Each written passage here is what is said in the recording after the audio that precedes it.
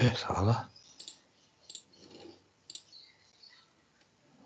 Ini dia. Oke, nah kemarin kita sudah membahas ya tentang integral kontur. Jadi bagaimana kita punya suatu fungsi kompleks, kemudian kita integralkan sepanjang kurva C misalkan di bidang kompleks ya. Nah, ini terkait dengan integral garis dari suatu medan vektor yang kemarin kita sudah bahas di bab sebelumnya. Nah, ini ada beberapa contoh, misalkan integral z kuadrat terhadap kurva yang ini ya, yang y sama dengan x kuadrat gitu. Nah, ini juga kita hitung, kita dapatkan integralnya, nilainya. Nah, kemudian kita juga hitung dalam koordinat polar. Ya, di mana kita ngitung spesifik sih ya, dengan menggunakan lingkaran kurvanya. Nah, di sini jadi kita punya z-nya ini ya, jadi ini adalah persamaan parametrik ya dari kurva lingkaran untuk pusat di 0,0 maupun pusat sembarang ya di z sama dengan a gitu. Nah, kemudian kita juga sudah hitung untuk integral tertutup misalkan seperti z dz. Nah, hasilnya adalah ini ya, kita sudah hitung sama dengan 2VI. Nah, kemudian kalau kita z-nya hitung di luar, kita dapatkan sama dengan 0. Nah, ini nanti terkait dengan bahwa suatu fungsi itu punya titik singular atau enggak gitu ya di sembarang titik tersebut gitu. Nah, dari sini kita bisa turunkan apa yang disebut sebagai teorema 1 Cauchy. Jadi di sini jika F holomorfik pada seluruh bagian D, dengan D adalah daerah yang dibatasi oleh kurva tertutup C, maka integralnya itu sama dengan 0 ya, integral tertutup terpanjang kurva C. Nah, ini ada buktinya, kita gunakan teorema Cauchy-Riemann, teorema Green dan kondisi Cauchy-Riemann tentunya. Nah, yang menarik adalah ini, jika F holomorfik pada seluruh daerah D sama, gitu ya, dengan D adalah daerah yang dibatasi oleh kurva tertutup C, maka untuk setiap Z elemen dari D, gitu, maka kita bisa tuliskan bahwa Fz itu sama dengan 2VI, 1/2V kali I, integral tertutup sepanjang C, bahwa Fw dibagi W min Z dW, gitu ya. Nah, note di sini bahwa F itu harus holomorfik ya.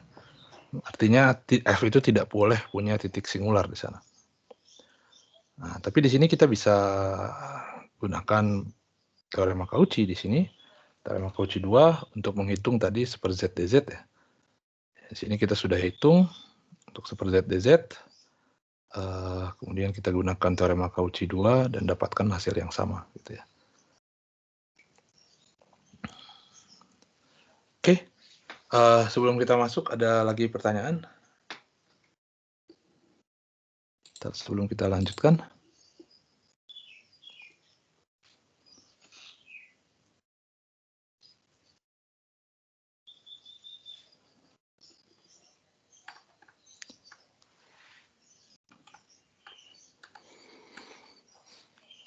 Nggak ada? Oke.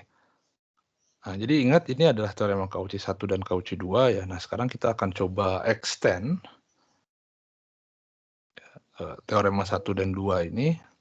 Nah, tapi sebelumnya kita akan nanti ada namanya teorema residu. Nah, di sini kita akan bahas dulu sebenarnya apa itu yang dimaksud dengan residu. Residu dari suatu fungsi kompleks tentunya.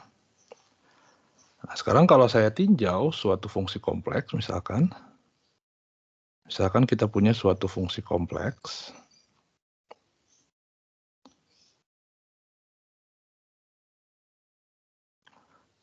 sebut aja F gitu, dan region D, daerah D gitu. Nah, titik-titik ya. Titik-titik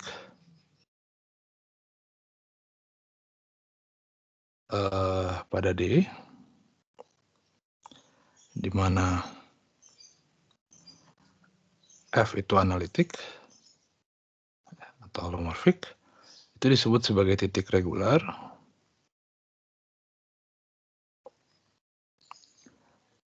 Jadi ini saya review lagi, apa disebut sebagai titik regular dari F. Nah, sedangkan titik-titik F, di mana F itu tidak analitik, ya, tidak analitik, itu kita sebut sebagai titik singular ya.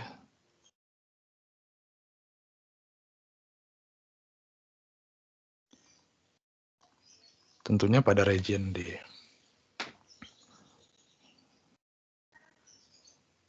Nah, kalau titik regular ya itu aman-aman aja sebenarnya, karena F-nya terdefinisi segala macam gitu ya. Nah, tapi ketika kita bicara titik singular, itu ternyata perilaku titik singular itu banyak gitu ya. Jadi ada klasifikasinya gitu ya dari titik singular itu. Nah, sebelum kita bahas residu, kita akan bahas dulu sebenarnya terkait dengan klasifikasi dari titik-titik singular ini. Nah, mungkin Anda sudah belajar, jadi saya perkenalkan dulu, review sedikit terkait dengan deret Taylor namanya. Pernah dengar deret Taylor kan ya?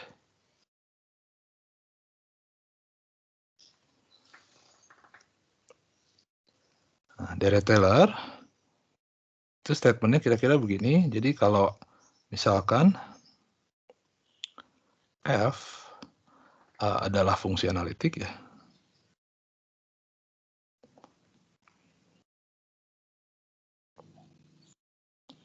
di sekitar Z sama dengan Z0.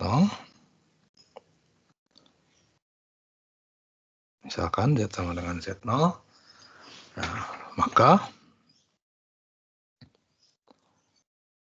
kita bisa nyatakan F itu ke dalam deret pangkat, ke dalam bentuk deret pangkat, tentunya konvergen di sini, yang konvergen. Kalau nggak konvergen, nggak make sense.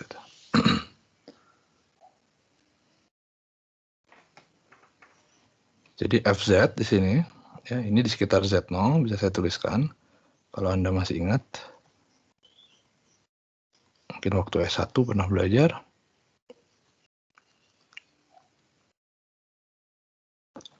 Z0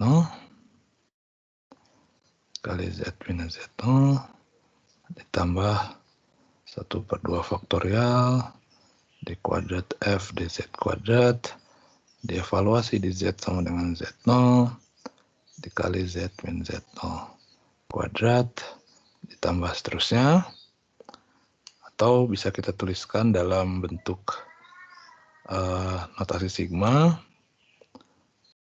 sehingga 1/n faktorial dikali turunan ke n dikali Z dievaluasi di Z0 tentunya dikali Z min Z0 pangkat N. Nah, kenapa ini disebut deret pangkat? Karena ini adalah suatu konstanta dan karena dia analitik di Z sama dengan Z0, maka bilangan ini, koefisien di depan ini adalah suatu fungsi yang terdefinisi dengan baik ya. Ini kita sebut saja sebagai AN gitu. Sehingga deret pangkatnya bisa saya tuliskan ke dalam bentuk sigma N dari 0 sampai hingga AN Z min Z0 pangkat N gitu ya.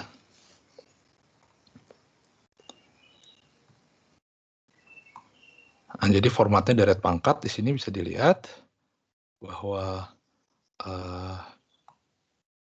jadi di sini polinom pangkat 0 ditambah polinom pangkat 1 ditambah polinom pangkat 2 ditambah polinom pangkat 3 dan seterusnya. Harusnya Anda sudah minimal pernah tahu lah ya. Nah, jadi deret pangkat ini disebut sebagai deret pangkat ini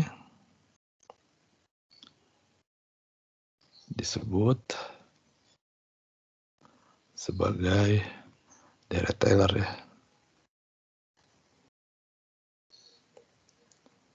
Taylor F dari F di sekitar Z sama dengan Z0. Oke. Nah, tadi kita inginkan deret pangkat ini adalah deret pangkat yang konvergen tentunya. Nah, ketika kita bicara deret pangkat yang konvergen,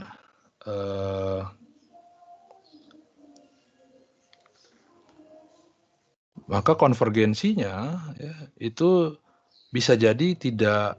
Jadi di sini kan disebut di sekitar gitu ya. Di sekitar Z sama dengan Z0. Nah, sekitar itu seperti apa? Nah, bisa jadi dia sekitar tuh daerah yang cukup luas, tapi bisa jadi mungkin daerah yang cukup kecil gitu ya. Nah, misalkan jadi deret ini konvergen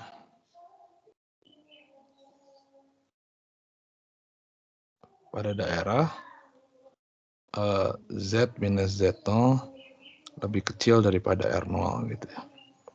Nah, di sini dengan R0 itu disebut sebagai jari-jari konvergensi.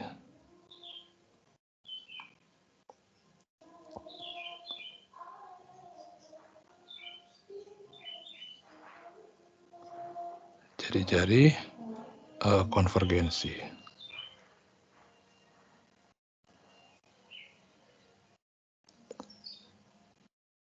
Bentar ya.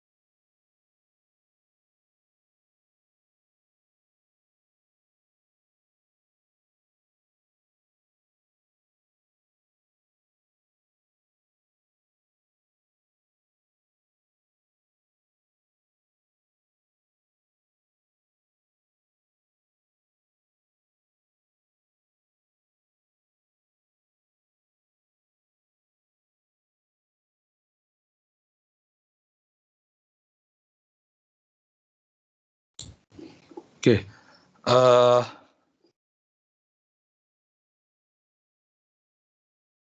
Nah, jadi deret ini itu hanya konvergen secara umum ya pada daerah Z min Z0 lebih kecil 0. Lebih kecil R0, di mana R0 ini kita sebut jari-jari konvergensi. Ya. Nah, kita tahu bahwa Z min Z0 kemarin itu adalah dia lingkaran. Kita nggak sebut lingkaran sih, mungkin kita sebut sebagai disk gitu. Keping akan disk. Keping itu maksudnya adalah lingkaran tapi interiornya gitu ya, bukan lingkarannya. Ini lingkaran keping dengan pusat di Z sama dengan Z0 tentunya, dan jari-jari R0.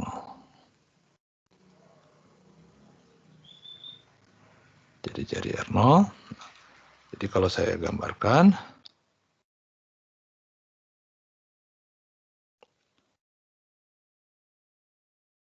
misalkan ini sumbu kita, ini bagian real, ini bagian imaginary.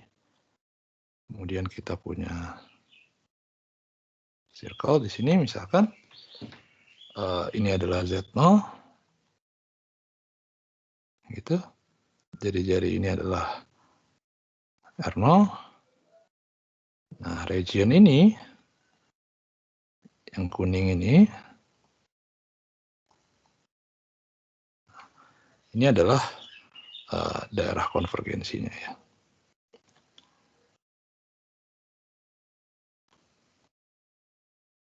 Daerah konvergensi Dirac-Taylor. Nah, tentunya si lingkaran ini atau si disk ini, si keping ini, dia bisa kecil atau dia juga bisa besar sekali gitu ya. Nah, bergantung dari nature-nya nanti. Nah, jadi jika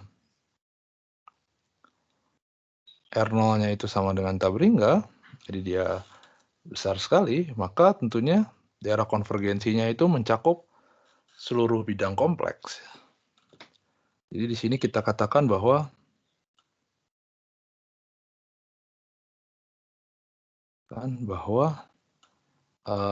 deret itu konvergen di mana-mana.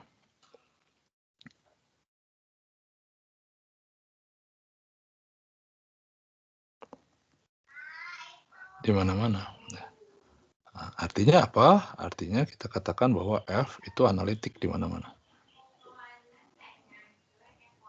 Analitik di mana-mana, atau yang kita sebut sebagai entire ya. Jadi F itu adalah entire. Jadi dia tidak punya titik singular. Di seluruh bidang kompleks itu tidak ada titik singular sama sekali. Nah, sebaliknya, jika R0 itu sama dengan 0, maka kita katakan dia tidak konvergen di mana-mana. Katakan bahwa F deret itu tidak konvergen di mana-mana. Jadi jari-jari konvergensinya 0. Pada dasarnya kalau gitu ya berapapun Anda masukkan Z-nya, hasilnya itu divergen gitu ya. Ya kita bisa bilang dia sedikit useless gitu. Kalau untuk menyatakan sebagai aproksimasi fungsi. Nah, pertanyaannya adalah bagaimana sebenarnya kita menentukan R0 gitu ya. Bagaimana kita menentukan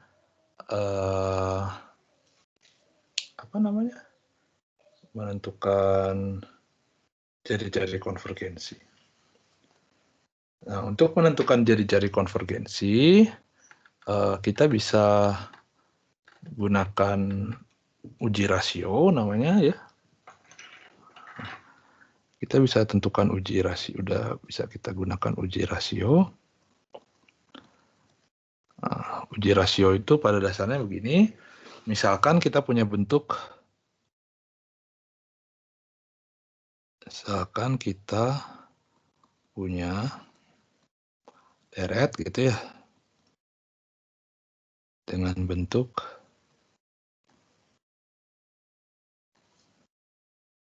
AN tadi Z min Z0 pangkat N. Gitu.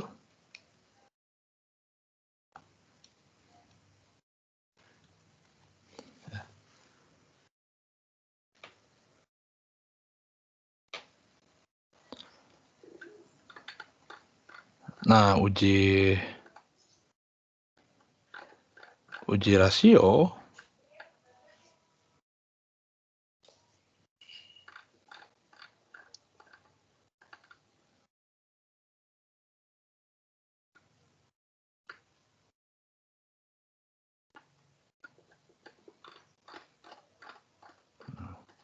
uji rasio itu pada dasarnya kita punya, kalau saya punya suku ke n plus 1, itu kan berarti koefisiennya adalah an plus 1, kemudian kita punya suku ke n, koefisiennya adalah an, gitu. Nah, dari sini kita definisikan apa yang disebut sebagai rasio. Nah, rasio itu adalah rho, biasanya kita tuliskan, itu sama dengan limit n menuju tabur hingga dari mutlak an plus 1 dibagi dengan an.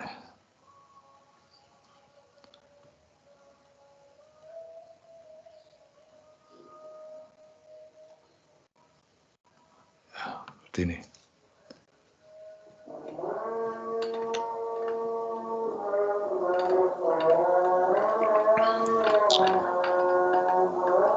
Jadi ini terkait sebenarnya perbandingan suku ke n plus 1 dengan suku ke perbandingan n plus 1 dengan suku ke n.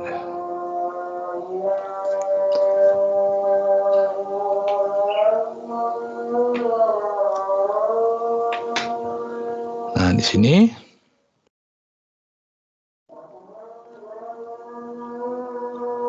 jika rho lebih kecil 1, ya, maka deretnya konvergen dengan jari-jari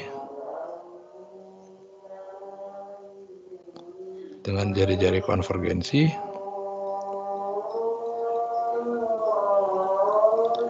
R0 sama dengan 1 dibagi rho.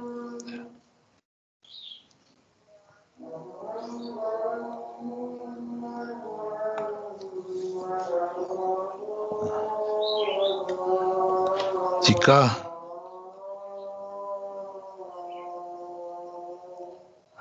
note catatan, jika rho sama dengan 0,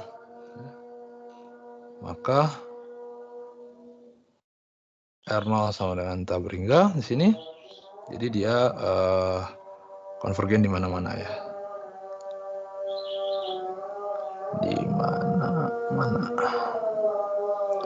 Di fungsinya entire. Oke. Nah, jika rho-nya lebih besar 1, maka deretnya pasti divergen. Tapi jika rho-nya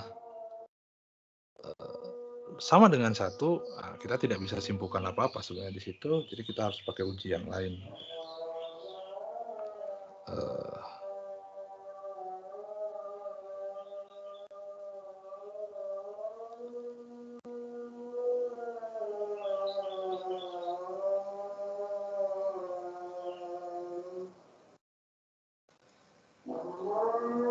Oke.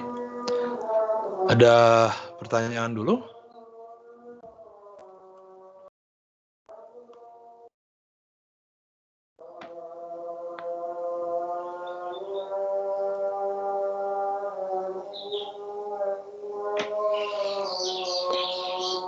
Pertanyaan?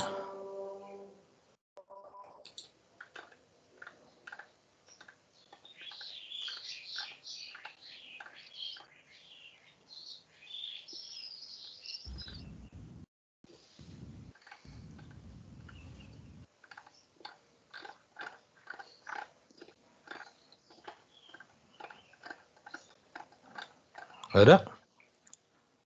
Oke, nah jadi ingat kita punya deret Taylor di sini. Formatnya seperti ini gitu ya. Nah, kemudian kita punya gunakan uji rasio untuk menentukan jari-jari konvergensi. Nah, sekarang kita ambil contoh.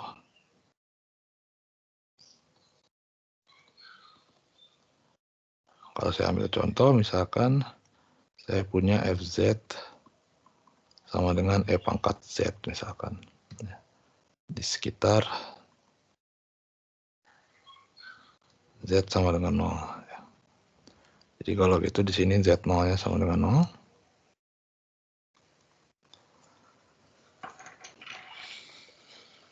Nah, Sekarang kita akan coba konstruk detailernya. Nah, di sini ini ada detailernya. Berarti kita hitung pertama F0. Pertama kita akan hitung dulu F0. F0 tentunya F pangkat 0 sama dengan 1. Ya. Nah, kemudian apa lagi? Turunannya df dz, dievaluasi dz sama dengan 0. Tentunya karena F pangkat Z kalau diturunkan, ya tetap F pangkat Z ya. Ini F pangkat Z juga, dievaluasi di Z sama dengan 0, hasilnya 1 juga. Turunan keduanya gimana? Dievaluasi di sini. Turunan keduanya apa? F pangkat Z.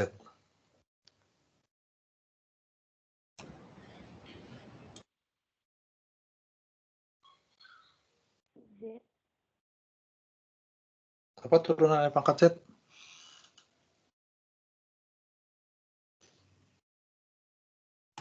Bulan E pangkat Z. F pangkat Z turunannya apa? F pangkat Z? Bukan, sorry Pak. Kalau F pangkat Z diturunkan pertama kan jadi F pangkat Z, tetap nggak berubah. Kalau saya turunkan lagi, berarti kan F pangkat Z diturunin lagi. F pangkat Z lagi. Z-nya sama dengan 0, berarti 1 lagi. Dan seterusnya kan? Nah, jadi bisa disimpulkan dari sini bahwa D pangkat F, dz pangkat N, jadi turunan ke N, ya, dengan N berapapun, itu pasti sama dengan 1. Kalau saya evaluasi di Z sama dengan 0. Toh F pangkat Z tetap aja F pangkat Z gitu ya. Nah, jadi kalau gitu bisa kita tuliskan bentuk deretnya secara spesifik. Jadi di sini kita bisa tuliskan Fz itu sama dengan F pangkat Z sama dengan F0 berarti dikalikan dengan df dz, dz sama dengan 0 kali z min z0, z min 0 berarti ditambah 1/2 faktorial seterusnya. Jadi saya bisa tuliskan karena semua koefisiennya 1, maka saya punya 1 ditambah z ditambah z kuadrat per 2 faktorial ditambah z pangkat 3/3 faktorial ditambah seterusnya. Atau kita bisa tuliskan dalam bentuk notasi sigma sama dengan sigma n sama dengan 0 z pangkat n dibagi n faktorial. Jadi ini adalah bentuk deret Taylor dari F pangkat Z. Nah, sekarang kita cek. Jadi ini adalah deret Taylor.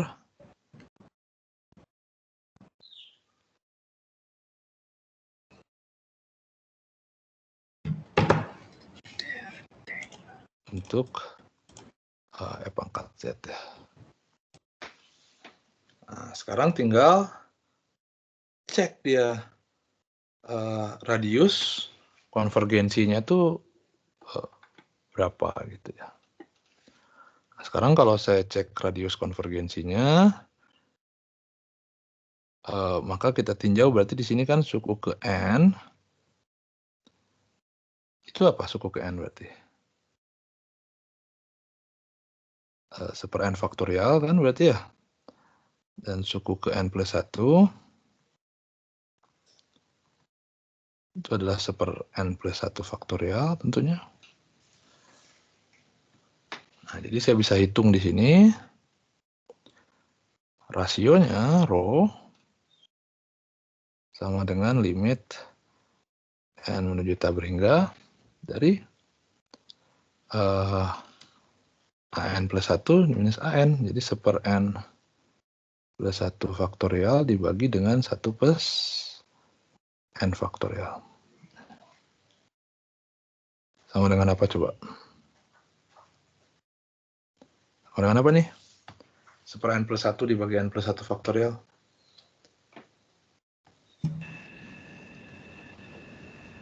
Ingat di sini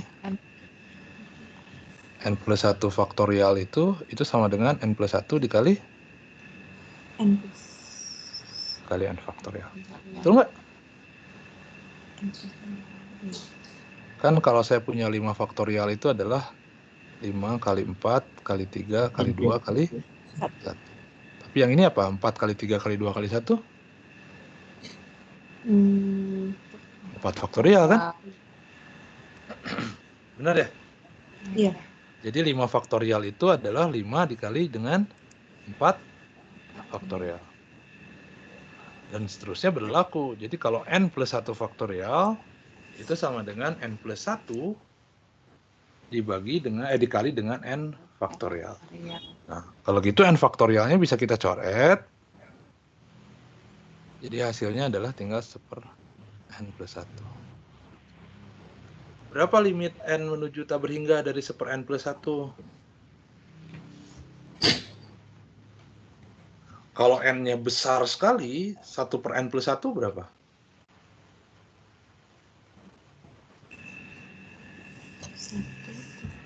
Pembaginya kan jadi gede banget tuh. Kalau pembaginya gede banget, berarti nilainya jadi berapa? Makin gede atau makin kecil? Makin kecil. Makin kecil. Makin kecil kan? Nah, kalau menuju tak berhingga, kecilnya seberapa? 1. Hah? 1? 1 atau 0? 0. Dia makin kecil kan? Iya. Makin kecil, makin kecil, makin kecil, makin kecil, akhirnya dekat ke 0. 0. Ya. Jadi ini hasilnya sama dengan 0. Nah, sekarang cek apakah row-nya itu lebih kecil 1? Ya, row-nya lebih kecil 1 karena kita dapatnya 0. Dia lebih kecil 1 tentunya. Nah, bahkan di sini ketika row-nya sama dengan 0, saya punya kalau row sama dengan 0, maka R-nya itu tak berhingga, jadi jari konvergensinya. Kalau jari-jarinya tak berhingga, maka kita sebut dia entire ya fungsinya, konvergen di mana-mana. Nah, jadi di sini karena row sama dengan 0, row sama dengan 0, maka radius konvergensinya R0 sama dengan tak berhingga. Jadi sini hal ini menunjukkan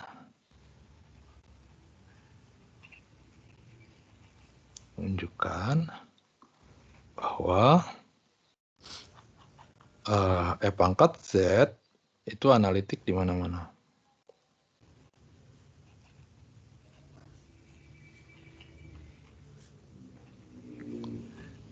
Atau yang kita sebut tadi bahwa E pangkat Z itu adalah fungsi entire ya.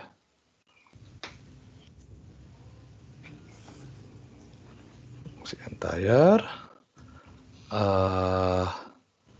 Nah, di sini juga kita bisa simpulkan analitik di mana-mana itu yang bahwa E pangkat Z itu tidak punya titik singular ya. E pangkat Z itu tidak punya titik singular di seluruh bidang kompleks.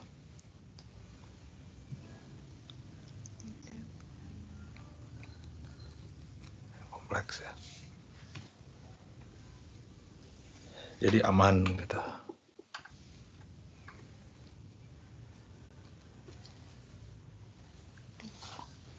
Nah, sebenarnya lebih jauh bahwa nggak usah lah, udah biarin aja. Oke, ada pertanyaan dulu?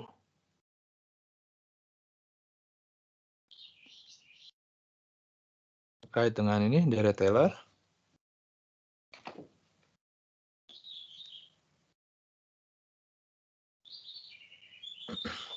Pertanyaan?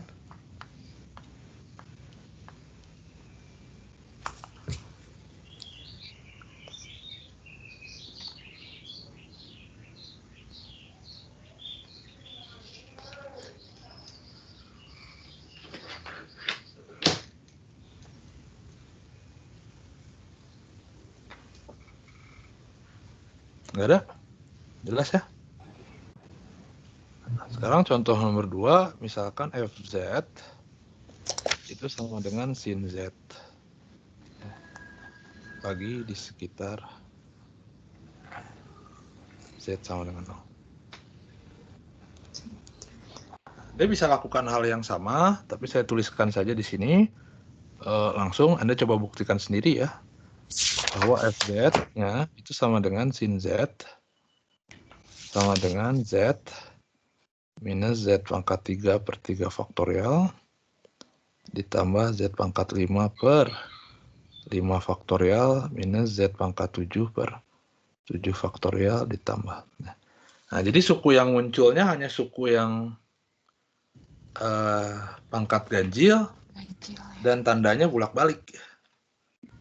Kalau yang ini pangkat Z, semua pangkat muncul tandanya positif semua. Kalau yang sin, yang muncul hanya pangkat ganjil, tapi tandanya apa namanya? Bolak-balik ya. Bolak-balik. Nah, atau saya bisa tuliskan dalam bentuk notasi sigma. Ini sama dengan sigma n sama dengan 0 beta hingga. Sini ada min 1 pangkat n karena tandanya bolak-balik. Dibagi karena pangkat ganjil saja yang muncul. Jadi 2n pangkat 1 faktorial dibagi z pangkat 2n plus 1. Nah, tolong Anda coba ya. Ditunjukkan bahwa ini memang begini deret untuk sin. Caranya sama dengan ini aja, diturunkan. Nanti lihat patternnya, lihat polanya. Nah, kemudian nanti sekarang kita coba uji rasio. Nah, jadi kalau di sini kita lihat suku ke n plus 1-nya dulu aja. N plus 1-nya berarti kan saya punya 1 dibagi 2 n plus 1 ditambah 1 faktorial. Atau saya punya 1 dibagi 2n plus 3, jadi ya faktorial. Itu. Nah, sedangkan suku ke n-nya n-nya adalah 1 per 2n plus 1 faktorial. Ya, nggak berubah. Nah, sama dengan trik yang ini bahwa n plus 1 faktorial adalah n plus 1 dikali n faktorial. Kita juga bisa tuliskan yang ini itu ke dalam 1 dibagi. Nah, tapi di sini ada 3, jadi 2n plus 3 dikali 2n plus 2. Baru di sini dikali 2n plus 1 faktorial. Nah, jadi nanti suku 2n plus 1 faktorialnya saling cancel. Jadi kita bisa hitung rho, rasionya. Limit n menuju tak berhingga dari langsung aja ya. Jadi hasilnya adalah 1 per 2n plus 3 dikali 2n plus 2. Nah, tentunya karena n-nya semua di bawah, n-nya tambah besar, pembaginya makin besar, ya dia sama-sama dia menuju 0. Ini lebih kecil 1 juga. Nah, jadi rho-nya tetap sama dengan 0.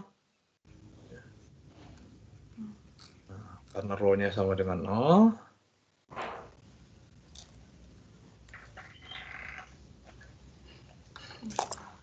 maka kita dapatkan apa?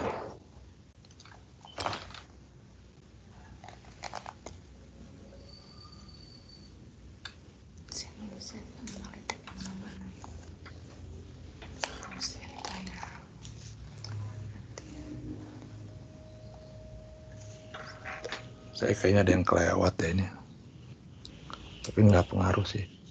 Sorry, saya lupa. Ini tuh ada Z-nya ya. Zn plus 1, ini Zn. Sorry ya, sini ada Zn plus 1, ini Zn. Lewat Z-nya. Ini berarti dikalikan dengan Z. Ini kali dengan Z. Nggak pengaruh sih ininya mah. Karena yang pengaruh sebenarnya cuma nanti yang koefisiennya aja. Di sini berarti dikalikan dengan Z pangkat berapa? Z pangkat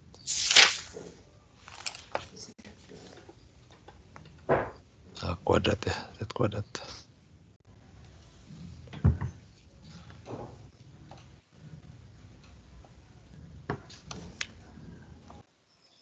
Kuadrat, tapi Z kuadratnya ini jadi yang karena dia fungsi dari N saja, jadi N-nya makin besar. Nah, jadi di sini sama, jadi konvergensinya juga 0, jadi rho-nya sama dengan 0. Karena rho sama dengan 0, maka R0-nya tak hingga. Kalau R0-nya tak hingga berarti sin Z itu adalah fungsi entire ya.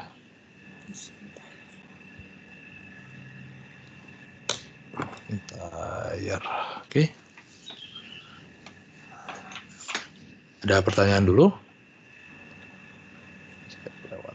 Ini Z pangkat N. Ini Z pangkat N plus 1.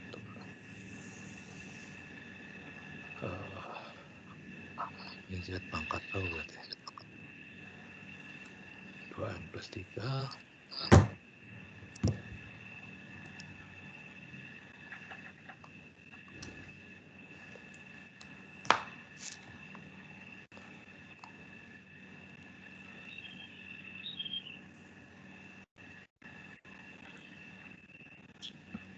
Oke, ada pertanyaan dulu?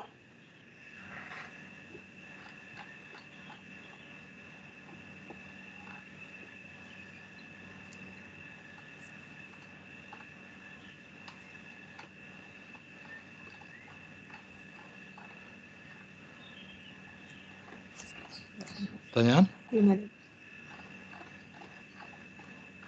Jelas ya? Nah, 3. Sekarang bagaimana jika Fz itu sama dengan 1 dibagi 1 min Z di sekitar Z sama dengan 0.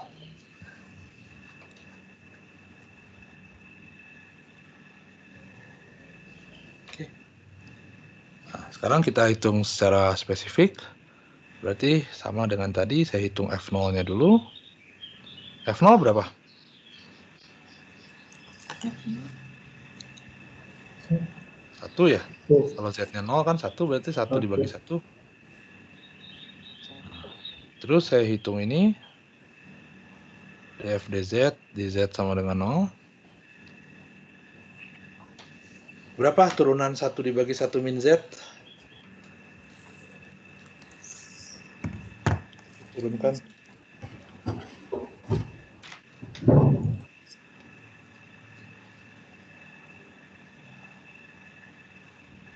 Jadi apa?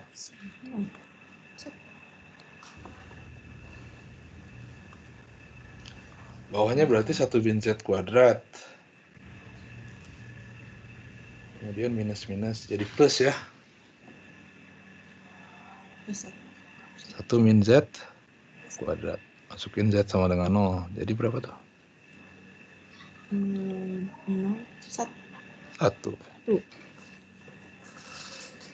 Terus kuadrat. Masukin Z sama dengan 0. Berapa tuh? Berarti 1 dibagi 1 min Z kuadrat diturunkan. Jadi 2 Z. 2 dibagi angkat berapa? 3 ya, nambah 1 kan ya? 1. Oh, Jadi berapa hasilnya tuh? 2. 2. Satu lagi deh, biar kelihatan polanya. Mudah-mudahan kelihatan. Z pangkat 3, Z sama dengan 0. Ini jadi berapa? 3 per 3? 3 atau 6? Bentar, Pak. Ini 2, 1. Oh ya, 6. Bawahnya kan 1 Z pangkat 4 pasti ya. Iya. Atasnya Di berarti kan atasnya 2 Iya, dikalikan kali 3 yang dari bawah kan. Iya. Jadi hasilnya berapa? 6. Udah kelihatan polanya belum? 1, 2, 6. 1, 2, 6.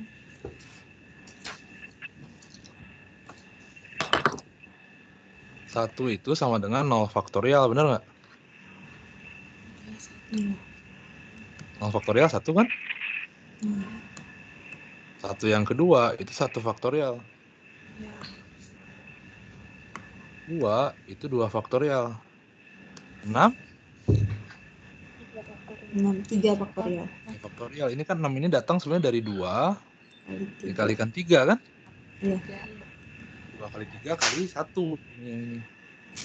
1 ini muncul dari 2 ini yang di sini itu muncul 2 kali 1 kan.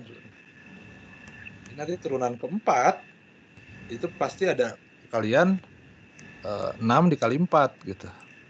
Jadi artinya 2 kali 3 kali 1 kali 4. Jadi hasilnya pasti 4 faktorial. Nah, jadi bisa disimpulkan di sini. Sebenarnya mungkin nggak kebayang gitu ya awalnya.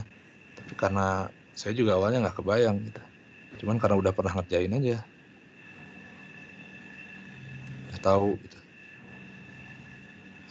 Ini Z sama dengan 0 ya. Sama dengan N faktorial. Kalau gitu, jadi deretnya gimana?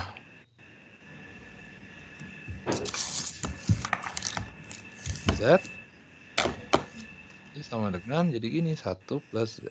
1 plus Z plus Z kuadrat plus Z pangkat 3 plus seterusnya.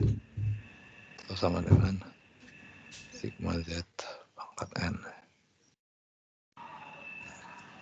Ada yang ingat? Ada yang ingat nggak ini deret apa?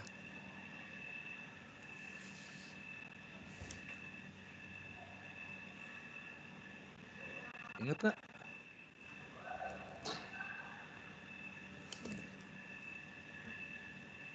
Nggak ingat?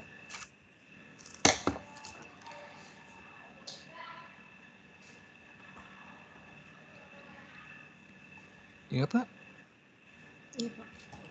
Ini namanya deret geometri.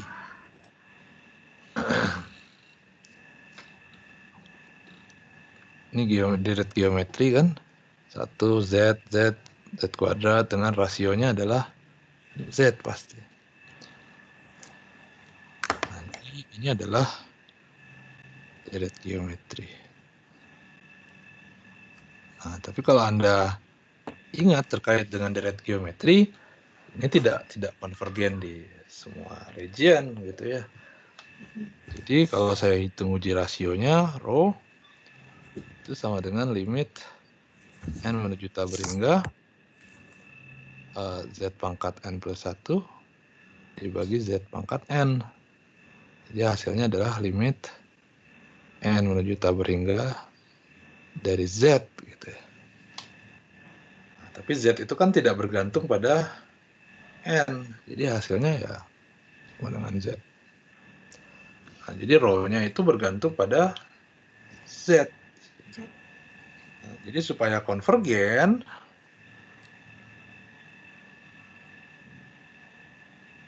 agar konvergen, maka rho harus lebih kecil 1. Nah, kalau rho-nya harus lebih kecil 1, maka di sini karena rho-nya sama dengan Z, maka di sini dia Z-nya lebih kecil daripada 1. Ya.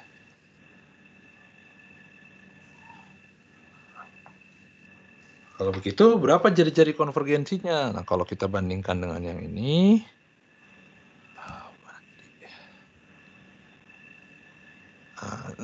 konvergen itu di Z minus Z0 lebih kecil R0. Ya. Sedangkan di sini Z lebih kecil 1. Maka saya punya di sini bahwa jari-jari konvergensinya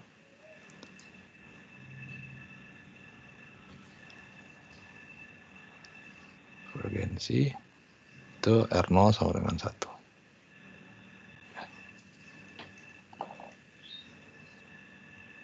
Ada pertanyaan dulu?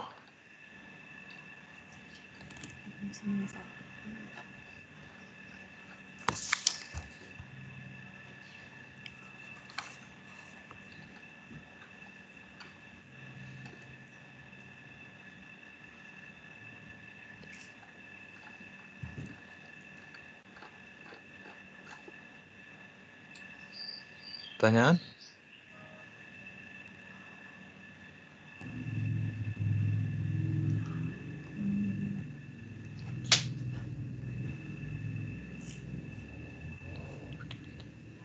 Jadi artinya FZ itu dia tidak entire. Ya. Tidak entire. Kenapa dia tidak entire? Ya tadi ini kan. Jadi konvergensinya tidak sama dengan time nggak gitu ya. Ada ide nggak? Coba kalau kita lihat fungsinya, kenapa dia tidak entire? Kalau tadi entire itu dia tidak punya titik singular gitu ya, di seluruh bidang kompleks. Kalau ini kira-kira dia punya titik singular nggak FZ-nya?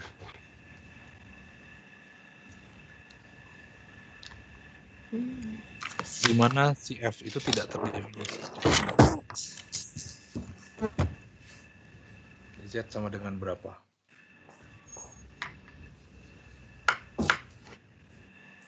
Kalau Anda masukin Z sama dengan berapa, fungsinya jadi tidak terdefinisi.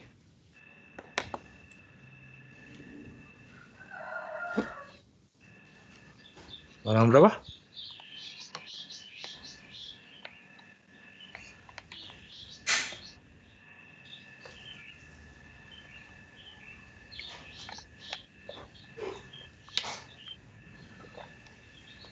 Sama dengan berapa? Ya. Coba kalau masukin 0. Kalau Z-nya dimasukin 0, fungsinya terdefinisi nggak?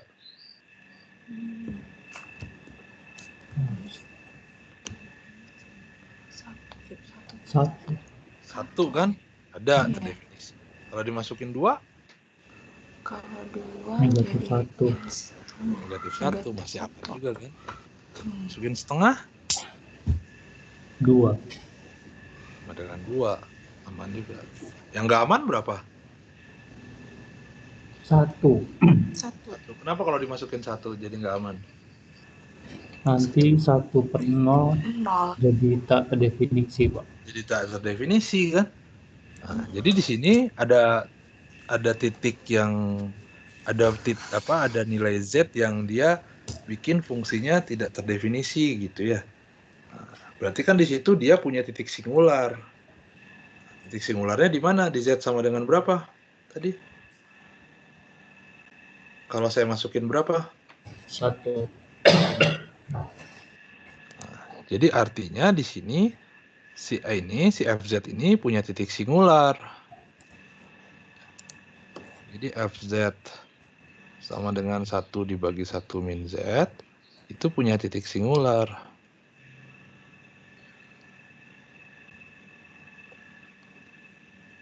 Di Z sama dengan 1 gitu. Nah, ketika dia sudah punya titik singular, ya udah jelas bahwa di situ bukan lagi entire. Nah, dari sini juga kita sebenarnya bisa simpulkan bahwa jari-jari konvergensinya itu pasti sebenarnya sama dengan 1. Kenapa? Karena kalau saya bikin bidang kompleksnya,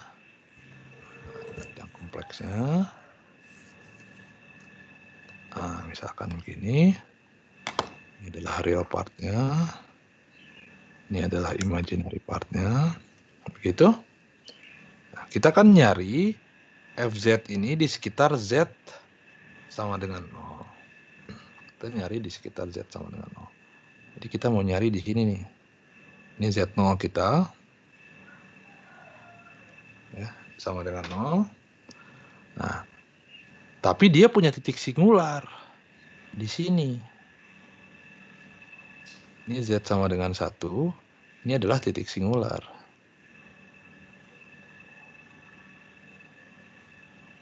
Nah, Jadi kalau kita bikin lingkaran, ya, kalau kita bikin lingkaran, jari-jari konvergensi itu kan tadi lingkaran di gitu, di sekitar Z0-nya dengan jari-jari R0.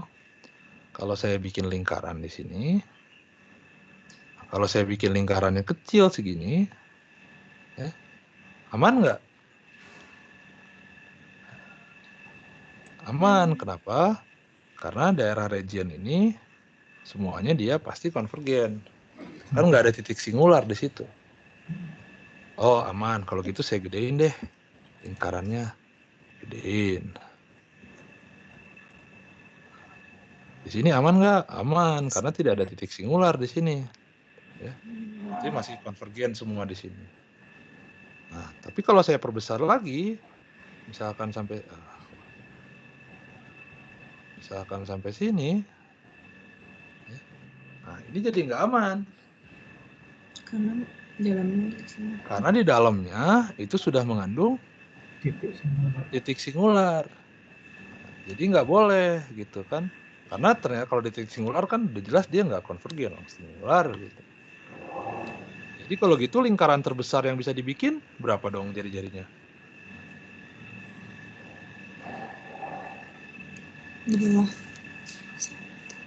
Jari-jarinya dari 0 ke 1 kan. Jadi jari-jari terbesarnya yang bisa dibikin itu ya cuman yang ini.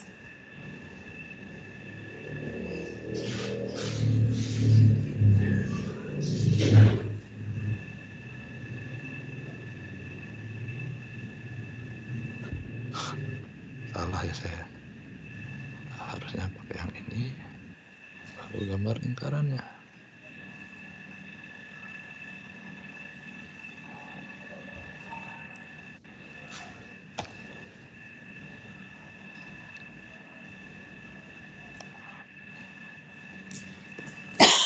Nah, jadi jari-jari terbesar yang bisa dibikin adalah ini. Di sini dia aman.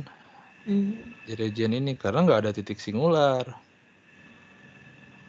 Tapi ketika saya perbesar lingkarannya sedikit, titik singularnya masuk ya.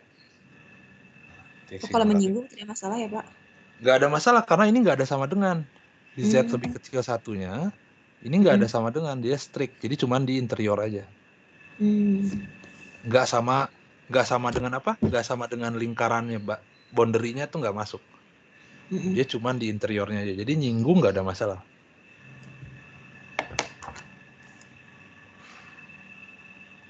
Nah, jadi sebenarnya ketahuan di sini kita nggak akan bisa memperluas lagi daerah konvergensinya. Kita nggak akan bisa memperluas lagi daerah konvergensinya. Kenapa? Ya karena dia akan masuk ke titik singular kalau gitu.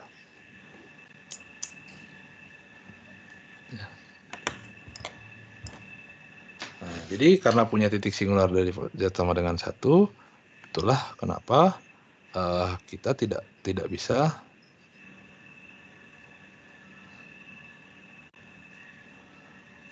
memperluas daerah konvergensinya.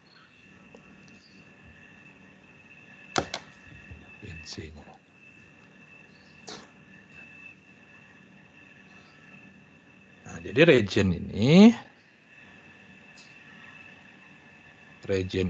itu adalah daerah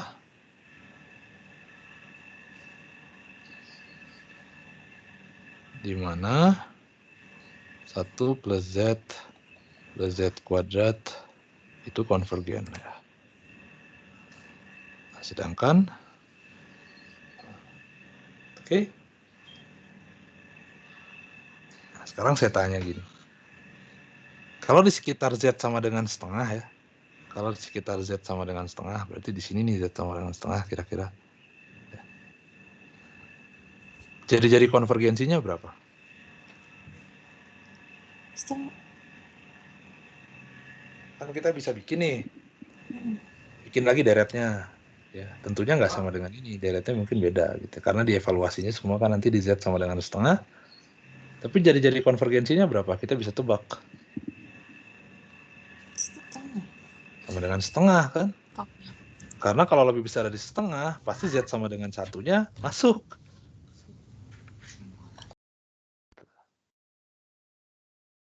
Oke, bayang nggak maksudnya?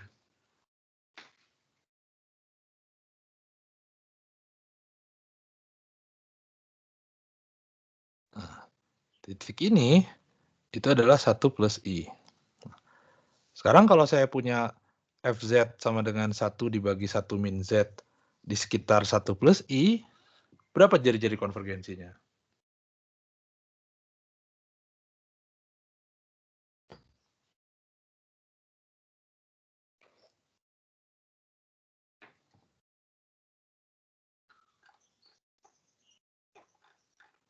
Berapa jari-jari konvergensinya?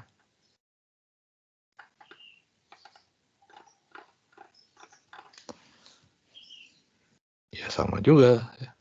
Karena dari sini ke sini kan jaraknya 1 dari titik I plus 1 ke titik Z sama dengan 1 kan itu jaraknya juga 1 tingginya. Nah, maka di sini juga jari-jarinya 1. Nah, tapi yang menarik adalah lingkaran konvergensinya itu berbeda. Ini saya copy dulu. Saya kecilin dikit. Nah, oke, saya pindahin ke bawah. Si lingkarannya saya copy.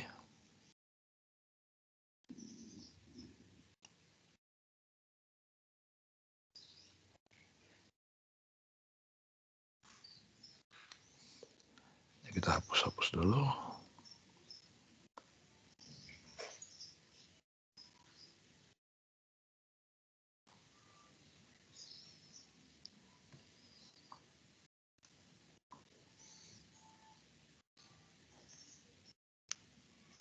Dikasih warna merah, hijau. Nah,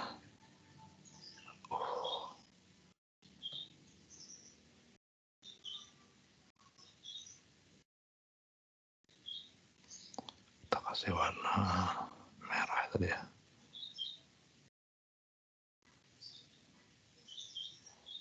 Kita geser.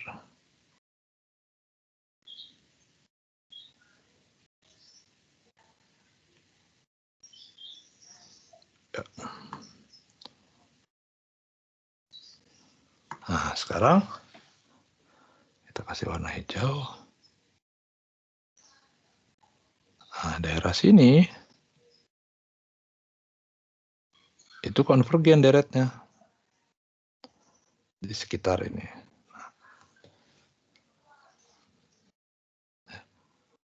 Nah, nanti ada overlap di sini. Saya ganti warna. Biru misalnya. Nah, nanti ada overlap di sini. Nah, jadi ketika Anda hitung titik di sini, di daerah yang kuning gitu. Ketika Anda hitung titik di daerah yang kuning, Anda bisa gunakan deret yang 1 plus Z kuadrat yang tadi. Kalau Anda ngitung di sini, titik yang hijau, ya Anda harus hitung pakai deret yang satu ini, tapi di sekitar 1 plus I. Nah, nanti kalau Anda hitung di sini, daerah overlap, itu berlaku dua-duanya. Anda bisa hitung pakai yang di sekitar Z sama dengan 0, atau di sekitar Z sama dengan 1 plus I. Nah, jadi Anda bisa perluas sebenarnya definisinya, jadi Anda bisa dibikin patch-patch berdasarkan deret-deret gitu ya. Definisi fungsinya. Oke. Ada pertanyaan dulu?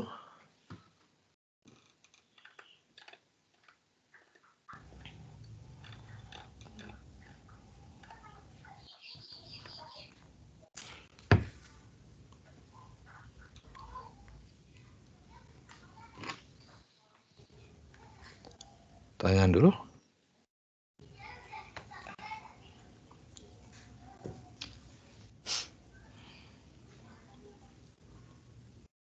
Nah, dari sini sebenarnya itu udah kelihatan sih problem dengan apa namanya?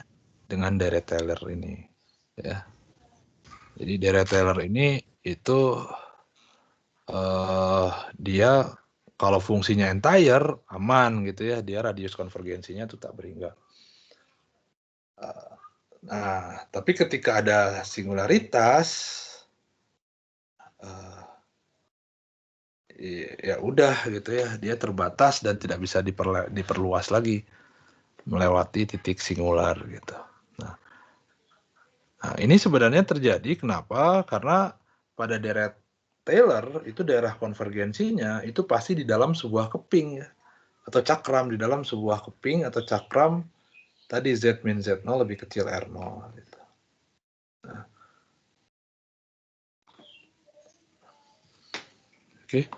Jadi problem dengan deret Taylor itu tadi, jadi problem dengan deret Taylor itu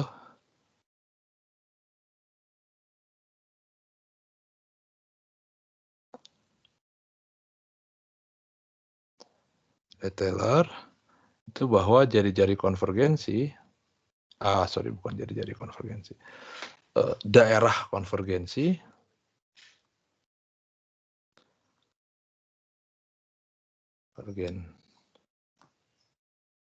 konvergensi itu selalu berada dalam cakram, di dalam keping atau cakram ya, keping atau cakram, saya lupa biasanya yang standar itu cakram atau keping, Z min Z0 lebih kecil R0.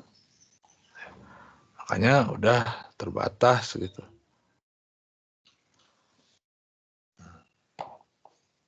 Bakal jadi menarik sebenarnya kalau kita bisa dapatkan bagaimana kita bisa mendapatkan deret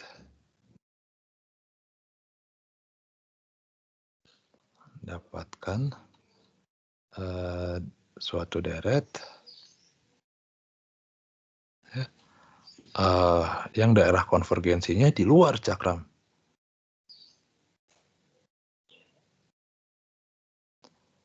Konvergensinya itu di luar cakram, di luar ini. Jadi Z min Z0 lebih besar daripada R0. Gitu.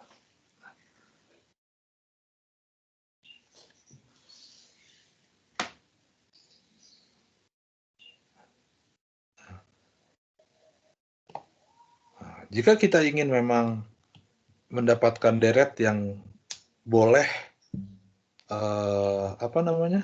boleh daerah konvergensinya itu bukan di dalam tapi di luar dari cakram, maka mau nggak mau kita harus mengizinkan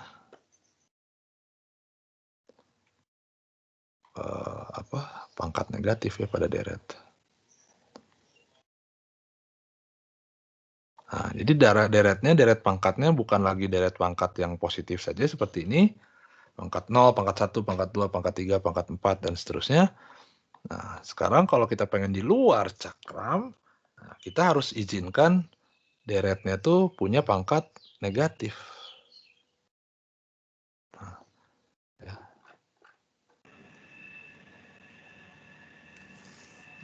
Nah, kalau deretnya tuh punya pangkat yang negatif,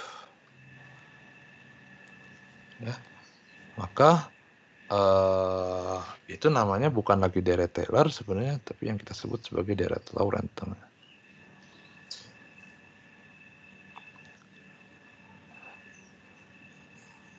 Deret Laurent itu sebenarnya sama dengan deret Taylor sih ya, mirip gitu. Nah, tapi kalau dia punya singular, dia punya titik singular, itu pada umumnya deretnya itu secara umum bukan lagi deret Taylor, tapi dia deret Laurent. Deret Laurent itu sebenarnya ya sama aja dengan mirip dengan deret Taylor bentuknya, tapi dia ada pangkat negatifnya ya. Jadi di sini B3 misalkan dibagi Z min Z0 pangkat 3 ditambah B2 dibagi Z min Z0 pangkat 2 ditambah B1 dibagi Z min Z0 pangkat 1, nggak usah, ditambah A0 ditambah A1 Z min Z0 ditambah A2 Z min Z0 kuadrat dan seterusnya. Nah, deret ini kalau ada pangkat negatifnya itu disebut sebagai deret Laurent. Yang ini tentunya adalah deret pangkat negatif. Suku yang belakang ini adalah deret pangkat negatif.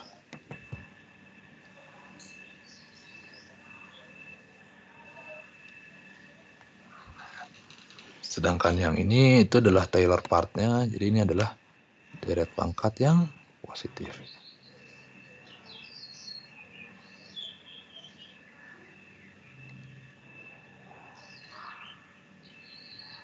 Nah, ini deret pangkat yang positif.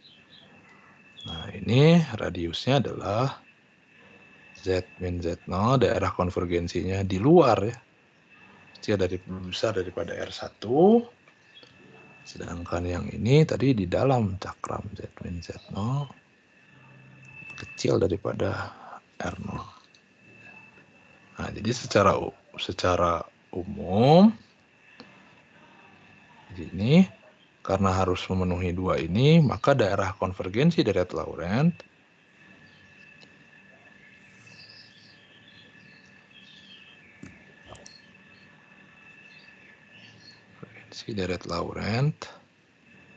itu secara umum adalah R1 lebih kecil daripada Z min Z0 kecil daripada R0. Nah, jadi dia tidak lagi di cakram, tapi di apa namanya? Di Nenek, dah. Di cincin ya berarti. Nah, jadi kalau saya gambarkan daerah konvergensinya itu di bukan cakram apa cincin.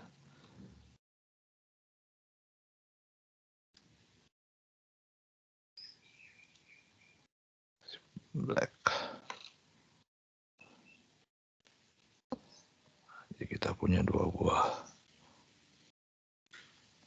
ring di sini.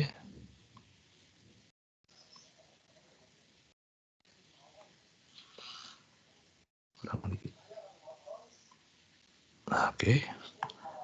Kita punya satu lagi.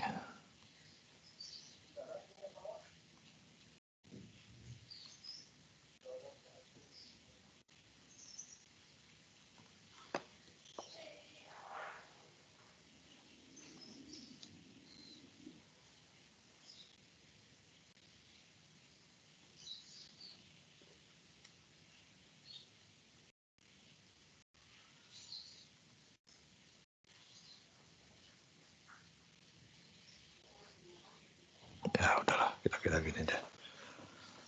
Jadi ini adalah R1, ini lingkaran R0, dan dia konvergen di sini.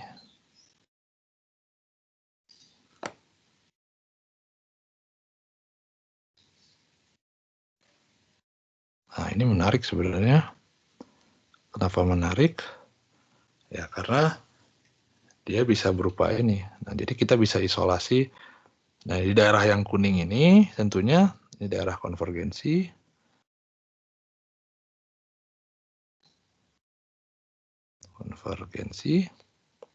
Jadi di daerah ini tidak ada titik singular tentunya. Tidak boleh ada titik singular di daerah ini.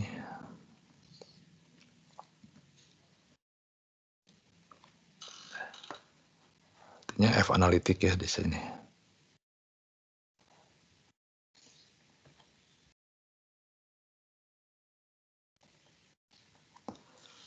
Nah, jadi akhirnya saya bisa bikin deret Taylor-nya, deret. Misalkan saya ini adalah titik Z0-nya. Nah, saya bisa pilih Z0-nya ini sebagai titik singularnya gitu ya. Nggak ada masalah di sekitar titik singular kita bikin, karena toh di sini titik singular itu tidak masuk ke daerah konvergensi. Nah, daerah konvergensinya kan di yang daerah kuning saja. Beda dengan deret Taylor. Kalau deret Taylor itu harus semua di disk gitu ya. Jadi kita tidak bisa ambil Z0 ini sebagai titik singular gitu. Karena di situ pasti masuk. Kalau di sini nggak ada masalah. Karena Z0-nya bisa di luar. Gitu ya. Oke. Nah, terus di sini, jadi yang AN adalah koefisien deret pangkat positif, sedangkan yang BN itu adalah koefisien deret pangkat yang negatif. Nah, spesifik koefisien B1 di sini. B1 itu berarti yang ini ya. Yang ini B1. Nah, yang ini B1 ini itu pada deret Laurent.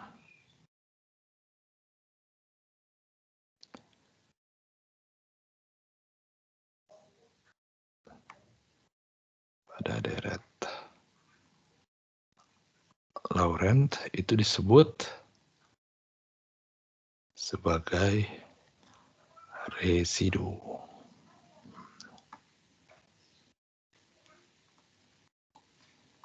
Nah, itu yang mau kita bahas. Judul kuliahnya adalah residu. Nah, jadi pada dasarnya residu F pada Z sama dengan Z0. Nah, jadi kita mau bicara kuliahnya judulnya tentang residu, ya pada dasarnya adalah mencari koefisien B1 pada deret Laurent.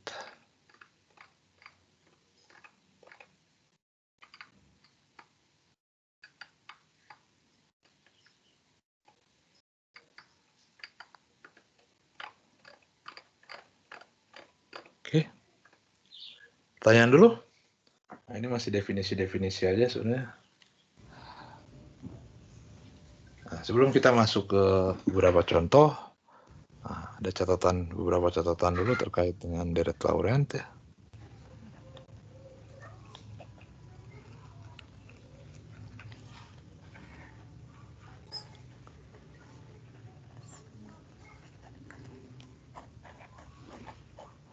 Pertama,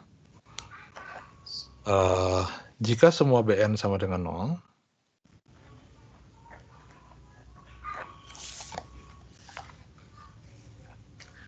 untuk semua N tentunya. Jadi artinya B1, B2, B3, B4, B5 terus itu maka BN-nya sama dengan 0 semua ya. Kalau BN-nya sama dengan 0 semua berarti kan deretnya tidak ada yang pangkat negatif. Nah, maka semuanya deretnya pangkat positif. Kalau semuanya deretnya pangkat positif, berarti itu mau balik lagi. Maka deret Laurent itu berubah lagi jadi deret Taylor. Deret Laurent itu berubah menjadi deret Taylor. Deret Taylor ya. Dan F tentunya analitik di Z sama dengan Z0. Nah, kalau F analitik berarti maka Z sama dengan Z0 itu adalah titik reguler. Balik lagi ke yang tadi ya. Dari F. Nah, jadi untuk menentukan apakah objek itu titiknya reguler atau enggak, hitung aja deret Laurentnya di sekitar titik tersebut. Kalau dia deretnya pangkatnya positif semua, berarti dia itu apa?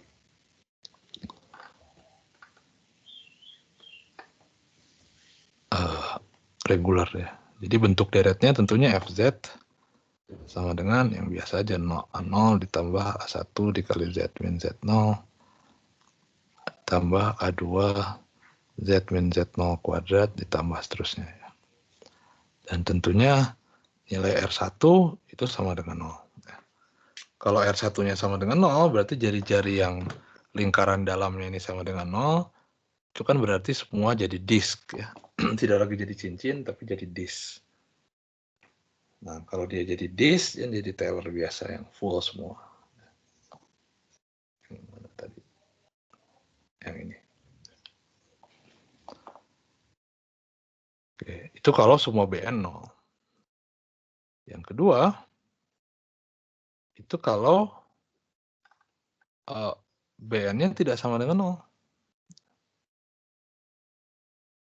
Jika BN tidak sama dengan 0, ya. Tapi semua BM sama dengan 0 untuk M lebih besar N. Ya. Nah, jadi dia terbatas gitu ya, B-nya. Misalkan N-nya 3 gitu ya. Nah, nanti berarti B1, B2, B3 ada, tapi B4, B5, B6, B7 itu semuanya 0. Gitu. Nah, maka di sini kita katakan F itu apa namanya? Sorry, Z sama dengan Z0 itu adalah kutub ya. Dia titik singular tentunya. Maka Z sama dengan Z0 adalah titik singular tentunya. Tapi ini dinamakan titik singular kutub ya, atau pole order N. Nah, bentuk deretnya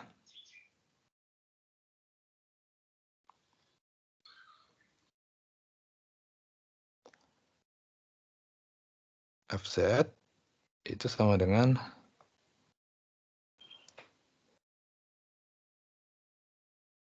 BN dibagi Z min Z0 pangkat N ditambah BN min 1 dibagi Z min Z0 N min 1 tambah B1 bagi Z min Z0 tambah A0 tambah A1 Z min Z0 tambah seterusnya ya.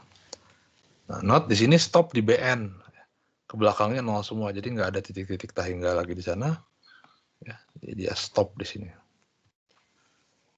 Nah, spesifik, jika N itu sama dengan 1, ya, maka Z sama dengan Z0 itu kita sebut simple pole atau kutub sederhana. Sederhana. Simple pole.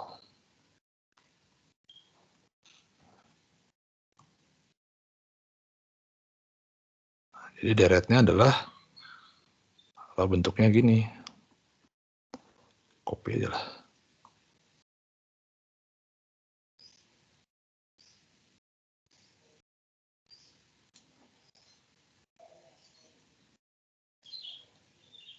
Nah, jadi kalau bentuknya gini. Jadi dia cuma sampai B1 aja. Z0. Nah, kalau gini ini kita sebut sebagai simple pole.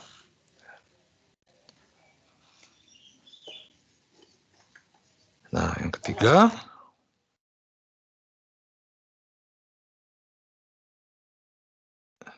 jika semua BN tidak sama dengan 0, nah, maka Z sama dengan Z0 itu disebut sebagai singularitas esensial. Sebagai titik singularitas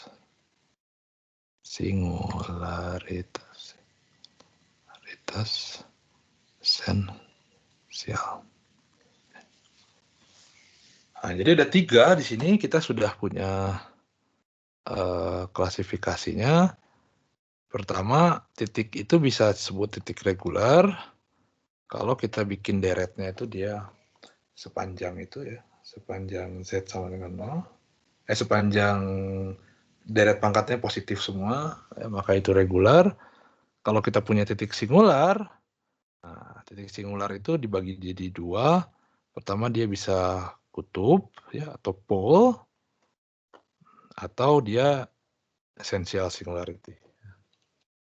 Nah, kalau essential singularity itu pada dasarnya ya udah kita nggak bisa diapa-apain lagi itu ya titik singularnya. Tapi kalau untuk simple pole atau untuk pole kita bisa lihat banyak sekali manfaat di sana. Oke, ada pertanyaan dulu?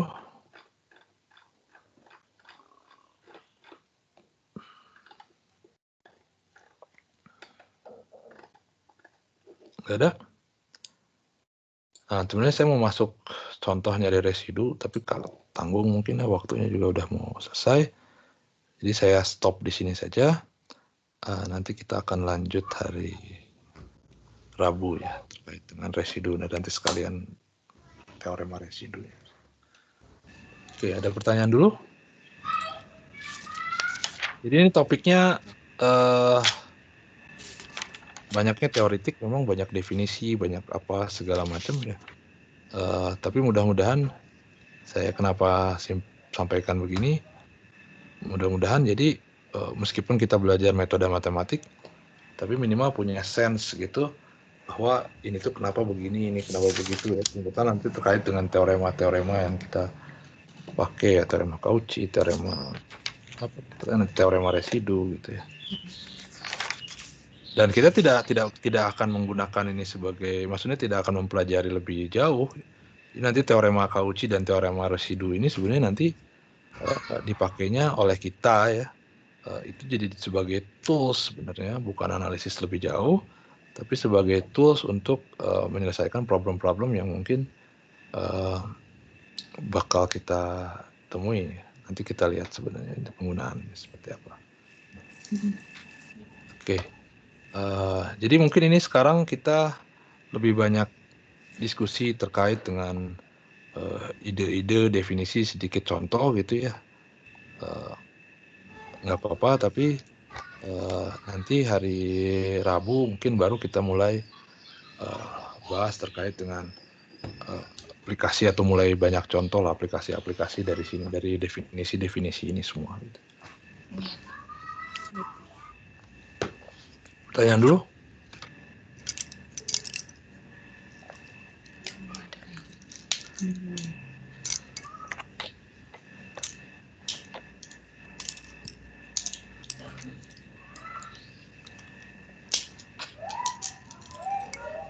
Hah? Nggak ada? Belum ada, Pak. Oke, kalau gitu saya sing.